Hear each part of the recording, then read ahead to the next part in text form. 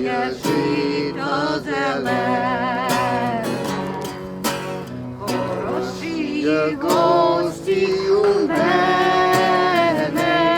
We're here in City Hall Park in Burlington, and today there is a rally in support of Ukraine. Stand with Ukraine!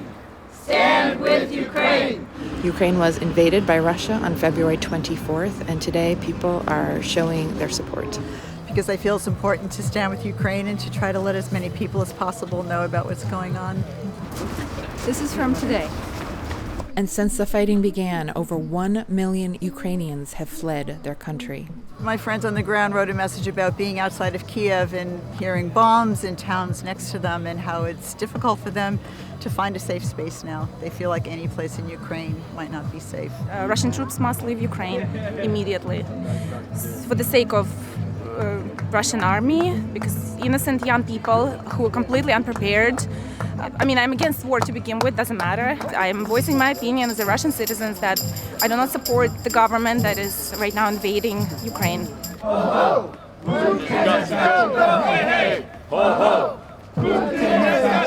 This is about freedom and democracy in Europe. I say Slava, you say Ukraine. Slava! Україні! Слава Україні! Слава Україні! We're meeting up with Montpelier resident Yana Walder, who sent us audio files and photos about what's happening with her family in Ukraine. Just feels like shit. That's all. My name is Yana Walder, and I live in Montpelier, Vermont. I grew up in Kharkiv, Ukraine, and I came to Boston in 2001, and I moved to Vermont in 2011. So this is what it's been like. Since Thursday, I haven't been able to work, or I get like 2 hours of sleep, sometimes between 3 a.m. and 5 a.m. Haven't been able to shower. I took a shower like yesterday, first time in 4 days, and I can't eat. I'm constantly on the phone with my family, my mom and my sister. My sister's 2 kids are in Kharkiv, they're under constant bombings, and it is horrific. Это за Луском, да? Я не знаю, наверное. Район. Что это такое? Это автоматный бой. Это солдаты? Это автоматчики стреляют. Это что значит? Пулеметы. Это значит здесь. I stay on the phone sometimes with my mom or with my sister when they are really scared, and the missiles, above their house are super loud, and they're just, I don't know what kind of weapon it is, but it takes like, you can hear it starting from 10 minutes away, and it sounds like a train coming from the air towards your house, and it sounds like it's like coming for your house. It is so loud, makes all of like my insides just drop completely.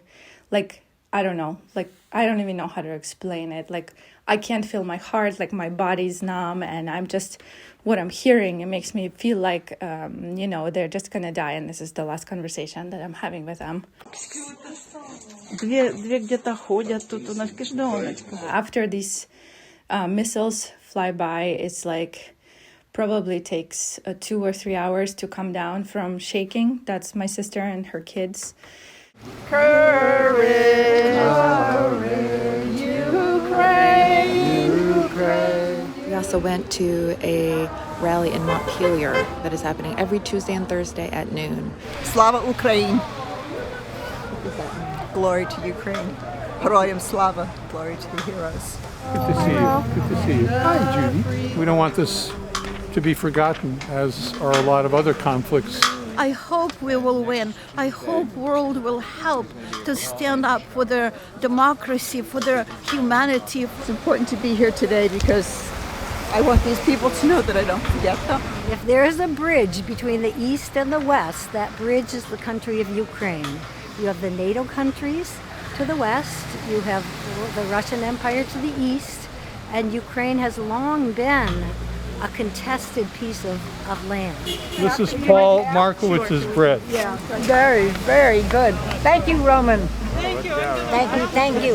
Well, there's a tradition that no matter where you are in Ukraine, you get fed. People take care of you. And that's what's happening to a lot of refugees right now. how those people in Ukraine now united, how they help each other, how in the basements, in the subway, they gave the birth, new generation, how they share a piece of bread like this. Remember, Ich bin ein Berliner? We are all Ukrainian. We are all part of the movement to protect democracy. And so Vermont is a small portion of that, but we are of a reputation as activists. We are powerful. We are powerful because we together.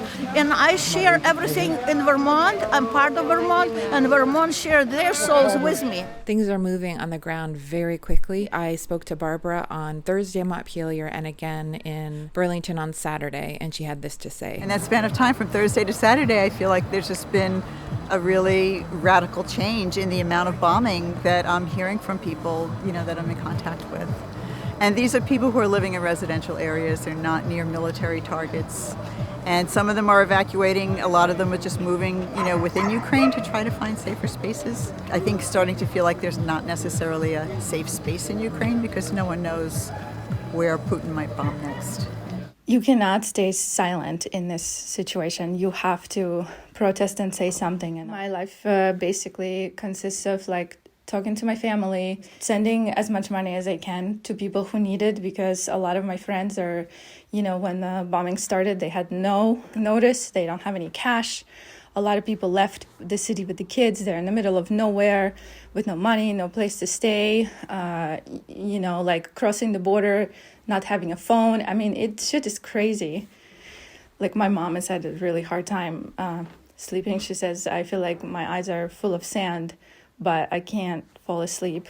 People are dying and whole neighborhoods just eviscerated. It's hard for me to stay connected to real life here because my body's here, but I'm completely there with my family, trying to figure out logistics for getting my sister and her kids out of the city. People are, at this point kind of running out of food. We sent $3,000 yesterday to just deliver, as soon as it's quiet for 45 minutes, the volunteers get into their cars and they deliver to people baby formula and diapers and medications, to disabled, to elderly people, to hospitals, to baby orphanages that haven't gotten, a delivery of food. I was talking online with a lot of my classmates, and I found out that one of our classmates who lives nearby, his house was destroyed. All of my peers are planning on being in Kharkiv with rebuilding efforts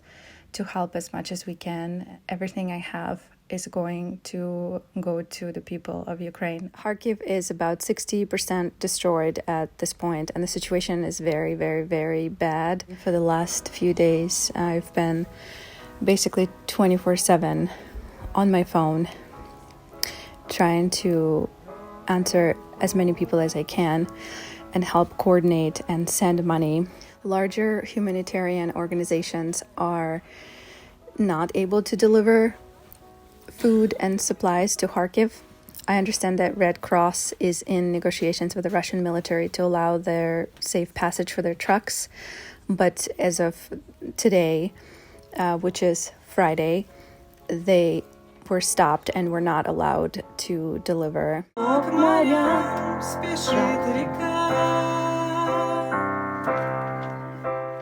People who are not able to evacuate are the most vulnerable parts of the population. So babies, elderly, disabled, people who are sick, people who are staffing the hospitals and the orphanages are not able to evacuate, and they are running out of food and medications, and a lot of people sitting in the basements for a prolonged period of time are sick and need medications as well. It's a symbol of resiliency, of democracy, and of people's will to be free and independent and sovereign, and people's will to identify with their culture, their language, their history, everything they've built for themselves.